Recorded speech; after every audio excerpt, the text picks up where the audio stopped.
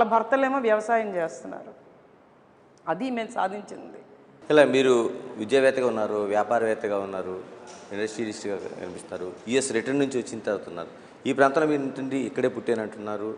అంటే మేజర్గా ఉండే సమస్యలు ఇన్ని సంవత్సరాలుగా అసలు పరిష్కారం కాకుండా ఉండడానికి ఏంటి ప్రధానమైన కారణం ఏంటి? అప్పుడు తెలుగుదేశం ఉంది, తర్వాత మధ్యలో పార్టీలు మారినాయి, కాంగ్రెస్ ఉంది, తర్వాత తెలుగుదేశం, ఇలా కాంగ్రెస్, ఇన్ని పార్టీలు ఉన్నాయి కదా వైసీపీతో పాటు. ఎందుకు పరిష్కారం కాలేదు? ఒకటి, రాజకీయ నాయకులకి అవగాహన లేకపోవడం అండి. ఇది చేస్తే ఈ ప్రాంతం బాగుపడుతుంది అని అవగాహన లేకపోవడం.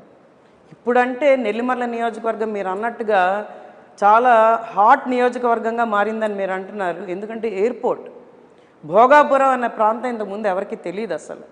ప్రజలందరూ కూడా ఏదోటి బతుకుతున్నానులే, ఇక్కడ మనం పండించుకుంటున్నాం, గింజలు పండించుకొని బతుకుతున్నాం, వచ్చిన దాంతో ఉంటున్నాం అన్నట్టు ఉంటున్నారు తప్పించి, ఎయిర్పోర్ట్ వచ్చిన తర్వాత ఈ నియోజకవర్గం తాలూకు పేరు బయటకు వచ్చింది బాగాను.